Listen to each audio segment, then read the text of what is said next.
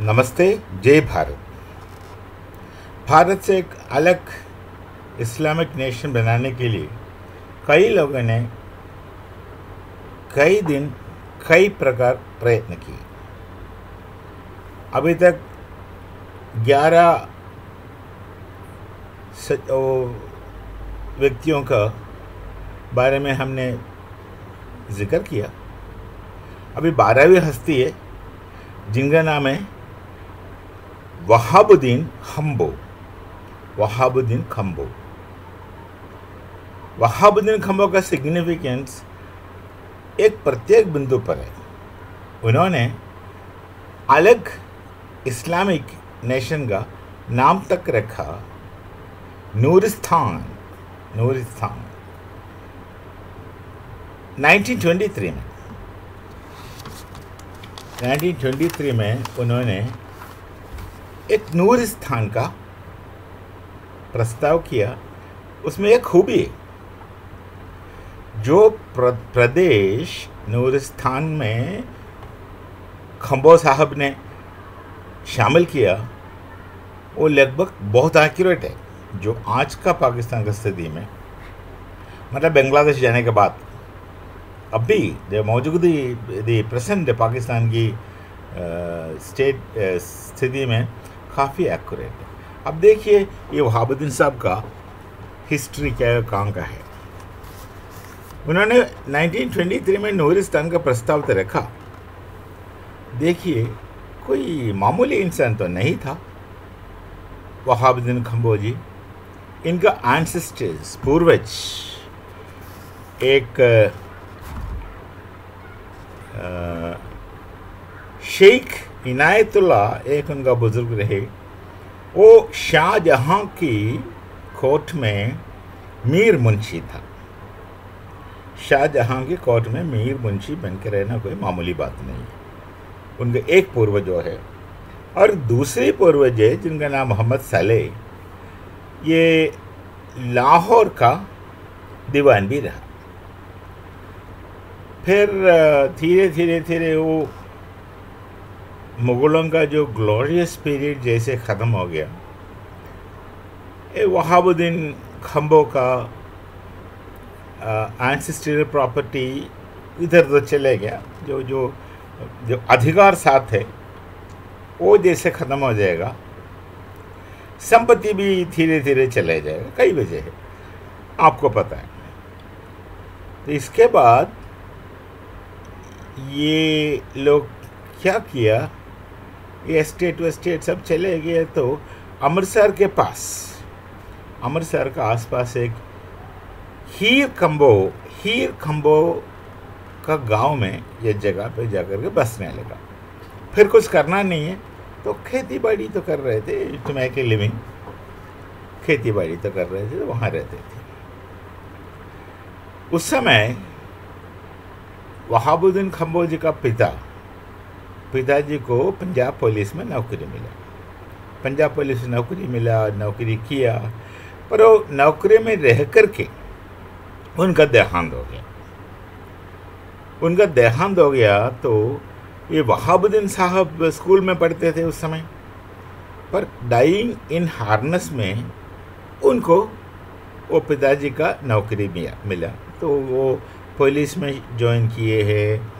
फिर बाद में रिटायर हुआ 1934 में, एक सब इंस्पेक्टर का पद में रिटायर हो गए 1934 में। रिटायरमेंट के बाद गांव चला गया हीर खंबो उनका जो गांव है अमृतसर के पास, वहाँ चले गए और रहने लगे।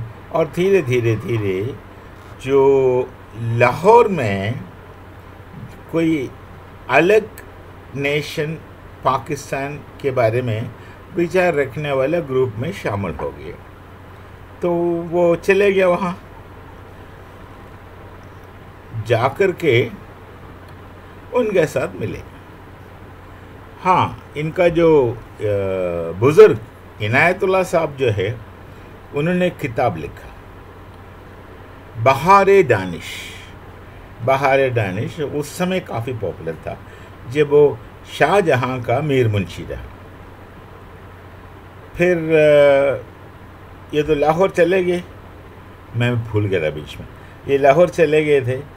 पर वहाँ ये पाकिस्तान आईडीएम के साथ कुछ काम किया, जितना हो सके उतना किया, कोई इतना प्रत्यक्ष रूप में बाहर नहीं आया। फिर रिटायर हुआ 1934 में, फिर कुछ समय रहा, और ये तो 1938 में वो पाकिस्तानी ग्रुप के साथ शामिल हो गए, लाहौर में थे। फिर लाहौर शिफ्ट किया, कुछ काम करने लगा। फिर 1947 में जब पाकिस्तान भारत से अलग हुआ, भारत स्वतंत्र हुआ, पाकिस्तान भारत से अलग हुआ, तो वो पाकिस्तान चले गए, नॉर्मली जो जाते हैं पाकिस्तान चले गए, लयलपुर में रहे। और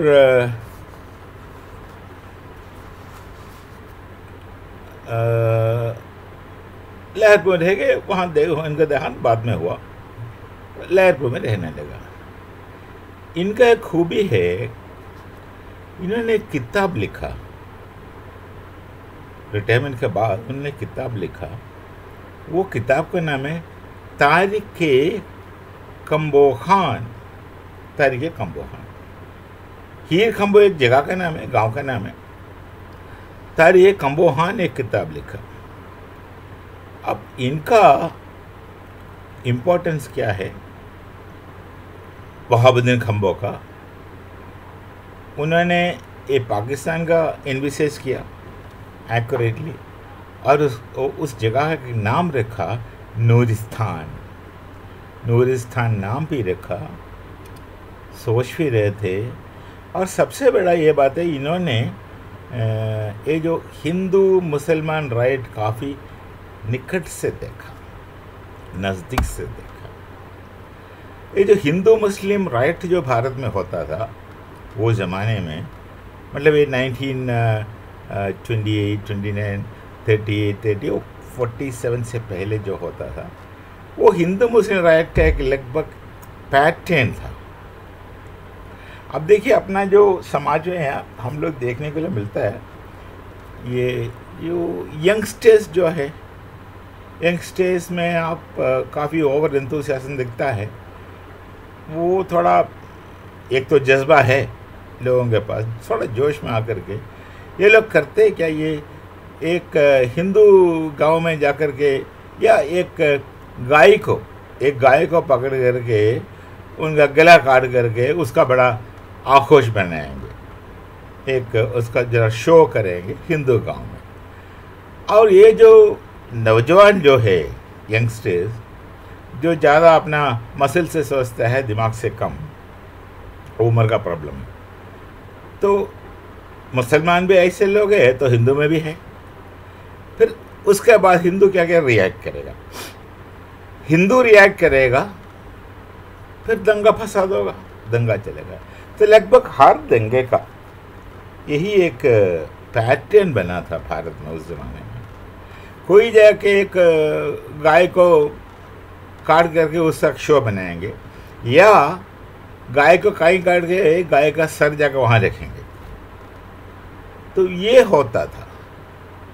तो हर दंगे का एक लगभग पैटर्न ही बन गया था।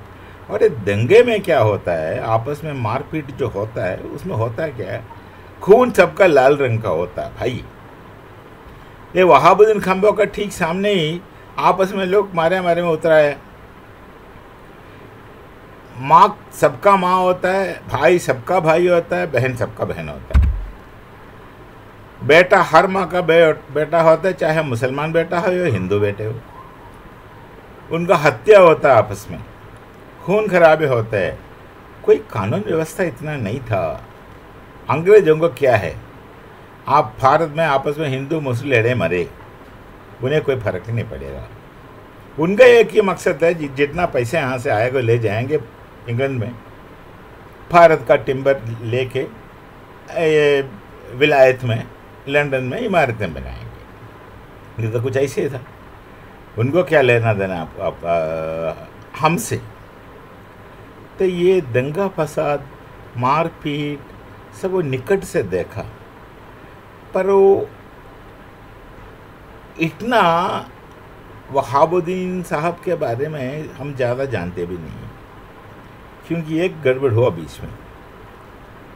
तो इनका जो कोई लेखक इनके पास गया था, उनके बारे में उनसे कुछ पूछताछ करके, कुछ पूछ करके, उनका ज़िंदगी का अनुभव को लेकर के किताब लिखने के लिए गया था। वहाबुद्दीन मान भी लिया था, ठीक है करेंगे।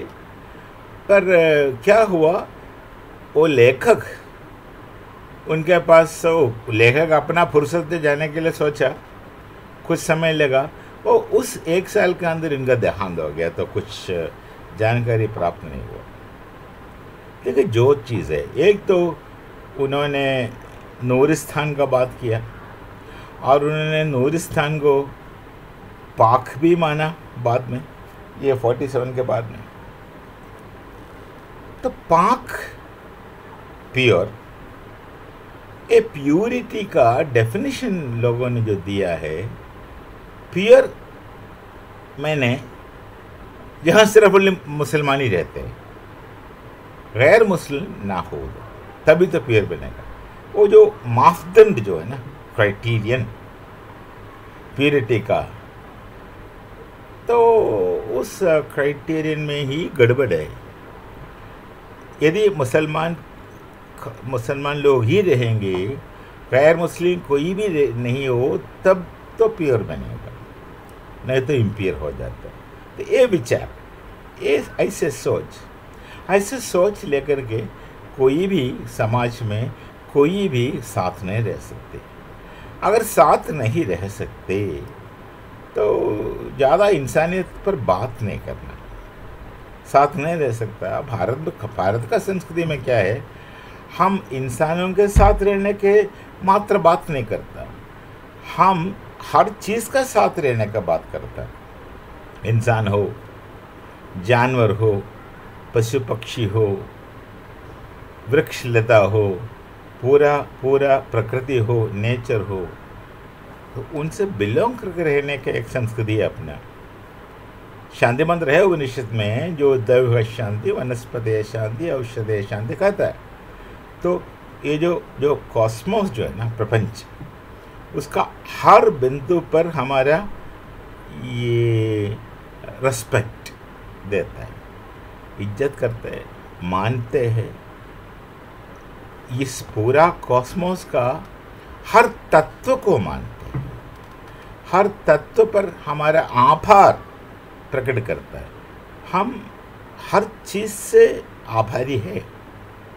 इसका मतलब यह नहीं कि हमारा अस्तित्व नहीं है, अस्तित्व है, पर आभार हमारा विचार में है, चिंता में है, जहाँ प्रकट करना प्रकट करते हैं। और यहाँ ये प्योर पाकिस्तान, जो पाक बात करता है पाक का, उसका इम्प्लाइड मीनिंग ये रहा कि जहाँ कोई इम्प्योरिटी ना हो। और इम्प्योरिटी होता है क्या है, अमुस्लिम या गैर मुस्लिम।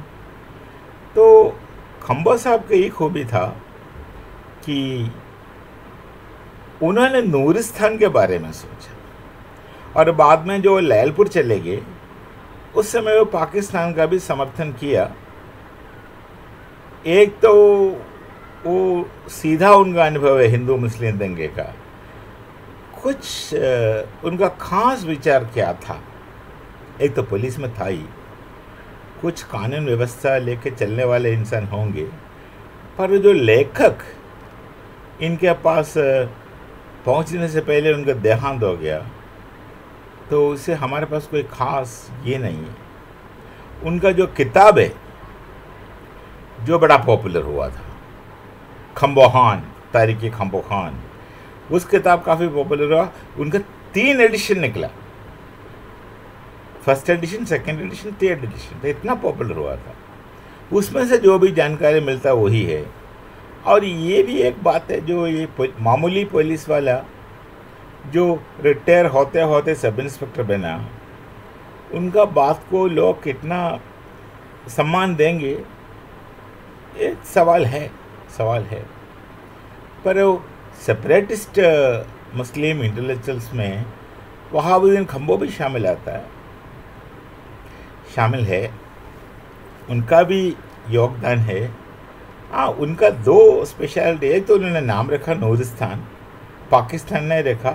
पाकिस्तान नाम रखा था बहुत पहले पहले पहले मोहम्मद, ये अपना रहमत अली। और ये लोग पढ़े लिखे ज़्यादा थे और लेखक लोग थे, कविता वविता लिखते थे, भाषण देने में समर्थ थे। पर ये वहाबुद्दीन खम्बो वो लिटरेरी फिगर तो नहीं थे, इतना बड़ा ऑर्गेनाइजर भी नहीं थे। पुलिस में रहा, नौकरी किया, रिटायर हो गया, बाद में जाकर के वो लाहौर जाकर के लोगों से कुछ मिला 38 समय में, 1938 ऐसा कुछ में। तो इनका बारे में इतना जानकारी भी नहीं। एक किताब फिर भी लिखा और किताब पॉपुलर भी रहा। तो एक बात, उनमें कुछ क्षमता तो थी ही। हाँ, उनका पूर्वज का बात मैं इसलिए किया, कोई ऐसे तो कोई छोटा मोटा बैकग्राउंड से नहीं आते। उनका बुजुर्ग जो पूर्वज कोई तो थे, कुछ तो थे। तो यही हमारे सामने आज का ये 12th सेपरेटिस्ट मुस्लिम इंटेलिजेंस की बात किया। अब देखिए फिर आगे बयान। देखो लाहौर, जो लाहौर है बनाया सर गंगाराम जी ने। पता नहीं आज पाकिस्तान में कितने लोग जानते हैं उनको, मुझे पता नहीं, क्योंकि मैं तो कभी लाहौर गया ही नहीं। और जो भी आपको देखने को मिलेगा पाकिस्तान में, उनमें भारत का लोगों का हाथ है। मैं तो हमेशा यही कहता हूँ, आप जितना भी चाहो भारत से अलग होना, नफ़रत करना, जितना भी चाहो, फिर भी कुछ न कुछ तो रहेगा ही। वो संस्कृति इतना बुलंद है, संस्कृति इतना स्ट्रॉन्ग है, उसे इतना ईजिली बेच नहीं सकते। फिर भी कभी कभी आते हैं लोग काम के लिए भारत में, उनका इंटरव्यू कभी आप ही का सोशल मीडिया में देखने को मिलता है। एक इंटरेस्टिंग बात हुआ, कोई एक पाकिस्तान पंजाब से, जो भी मिलता है पाकिस्तान पंजाब से मिलता है, और अपना बेटी का या लड़के का दिल का कुछ बीमारी था, सर्जरी के लिए गया बेंगलोर। बेंगलोर में वो हॉस्पिटल का नाम है नारायण हृदयालय। हृदय मतलब दिल, हृदयालय दिल का खरा, इसे कुछ उसका अर्थ आ जाएगा। तो ये वहाँ गए और वापस पाकिस्तान आए। तो कोई अपना यूट्यूबर से इंटरव्यू दे रहा था, पर एक बात मैं देखा, वो बेचारे को नारायण हृदयालय उच्चारण करना नहीं आता। वो हमेशा बोला नारायण हरिद्वार, नारायण हरिद्वार। हरिद्वार एक जगह का नाम है, हरिद्वार तो हिंदू का पुण्य भूमि है। वो इस तरह पड़ता है, उत्तर की तरफ पड़ता है, काफ़ी दूर है बेंगलोर से। वो नारायण हृदयालय को बेचारा नारायण हरिद्वार हरिद्वार कह रहे थे। देखा भाई, इतना तक ध्यान नहीं दिया वो।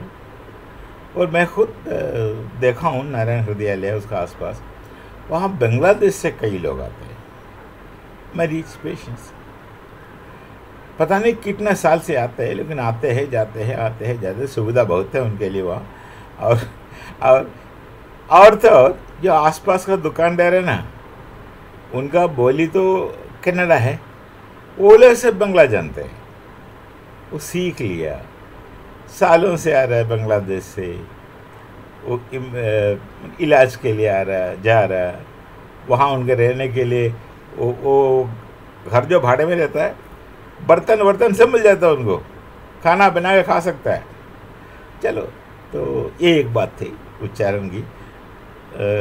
हृदयालय को हरिद्वार हरिद्वार कह रहे थे। मैं सोच रहा था बेचारे को कभी लिख कर कभी रखा देखा नहीं होगा, पता नहीं। चलिए, तो ये रहा आज का सेपरेटिस्ट मुस्लिम इंटेलेक्चुअल वहाबुद्दीन खम्बो नाम आता है।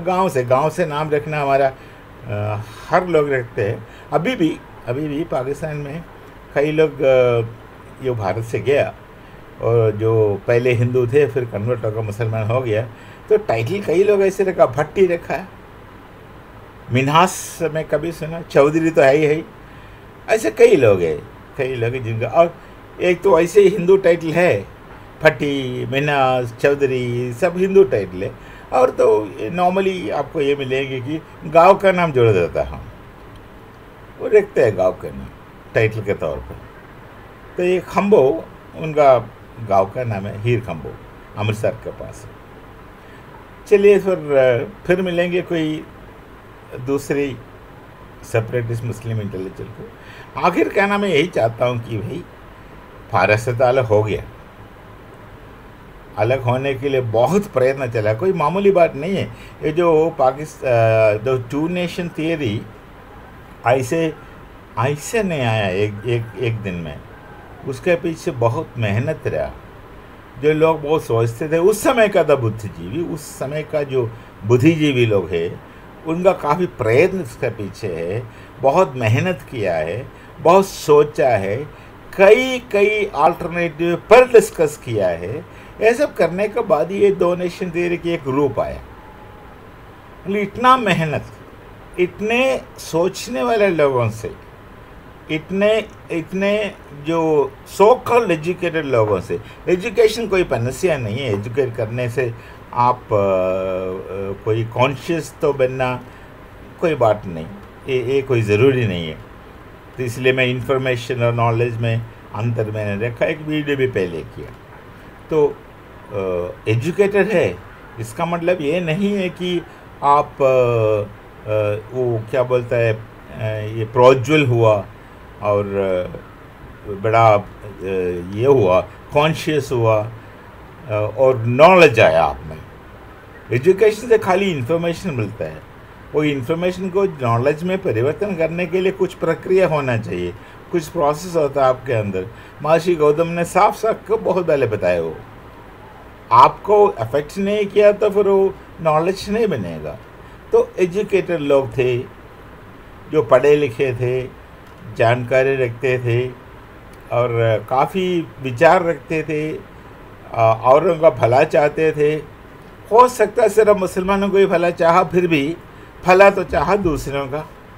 ऐसे लोग थे, इनका बहुत मेहनत गया, पूरा ज़िंदगी कई लोगों का गया, समय गया, प्रयत्न गया, सब कुछ एक अलग इस्लामिक नेशन बनाने के लिए। उसमें बहुत कम लोग ये सोचा कि ये इसमें क्या होगा इससे। एक व्यक्ति तो मोहम्मद अली जिन्ना था, जहाँ तक मैं जानता हूँ, मैं उनके बारे में पढ़ा हूँ, वो जानते थे कि ये पाकिस्तान एक सेम्बलेंस ऑफ मिस्टेक होगा आगे जाके, वो ठीक नहीं होगा, आपस में इतना लड़ाई होगा तो संभालना मुश्किल हो जाएगा, शायद वो जानते थे। जहाँ तक उनका जो राइटिंग टॉक सब दिखता है, अगर वो इन बिटवीन लाइन आप पढ़ेगा तो ये आपको पता चलेगा। और सईद अहमद खान भी स्कॉलर थे, तो उनका समय थोड़ा पहले था। यदि बाद में होता तो शायद वो पाकिस्तान के पक्ष में होता या नहीं होता, हम कह नहीं सकते। पर कई लोगों के मन में ये विचार था कि अलग होने से सब कुछ सुधर जाएगा, सब अच्छा होगा, जैसे जन्नत में जाकर के हर चीज़ सही होगा, यहाँ मरो, यहाँ का जितना सुख भोग सामने दिखता है आप चाह कर भी नकारो ताकि मरने का पश्चात सब मिलेगा, ये कुछ सही नहीं लगता मुझे। तो उन्होंने बहुत स्ट्रगल किया, ये ऑब्जेक्टिव रख कर के टू नेशन बनेगा तो हर चीज़ सही होगा। देखिए कितना गलत हुआ। इतना महान लोग थे, कई लोग महान लोग थे, इतना महान लोगों का, इतना स्कॉलर लोगों का इतना प्रयत्न, इतना समय और इतना थिंकिंग प्रोसेस का बावजूद नतीजा निकला पाकिस्तान। और पाकिस्तान में वो चाहा क्या है, होता क्या है और हुआ क्या है। चाह क्या रहते थे कि इतना अच्छा जगह होगा, ये गलत प्रीमिस लगाया, पोस्टुलेट गलत लगाया। यही पोस्टुलेट गलत लगाया कि आप मुसलमान हो तो सही, आप मुसलमान है तो वही गलती नहीं हो सकता। सब मुसलमान बनकर के एक राज्य बनाएगा तो वहाँ सब कुछ फर्स्ट क्लास होगा। यह विचार में प्रॉब्लम आ गया, ये सही नहीं हुआ, सही होता भी नहीं। यदि होता था पूरा दुनिया में मुसलमान एक होता, है ही नहीं। आप देखिए खुद ही सोचिए, हमारा कहना ना मानिए, खुद सोचिए, खुद जानिए। एक अपना भारत का मीमांसा दर्शन है, फिलॉसफी है, उसमें कहा जाता है भाई किसी का बात ना सुनो, खुद देखो, खुद जानो, खुद समझो, यदि आपको सही लगे जाओ मानो, नहीं तो मत मानो। यही मीमांसा फिलॉसफी का स्पेशलिटी। तो अब देखो जो भी हो रहा है, मुश्किल हो रहा है, आगे जाके शायद और मुश्किल होगा। गलती कोई इंसान का नहीं है, आपका सियासत को या गवर्नेंस को कोसने से कुछ नहीं होगा। जो भी काम करना हर व्यक्ति को करना पड़ेगा, इंडिविजुअल तौर पर करना पड़ेगा, खुद को सुधारना होगा, चार जन जो चारों तरफ है उनको सुधारना होगा। अब देखिए आपका हाथ में है, कुछ करके स्वयं बेचिए। बस आज के लिए इतना ही, फिर मिलेंगे, फिर एक वीडियो लेके आ जाएंगे। तब तक नमस्ते, जय भारत, जय श्री राम।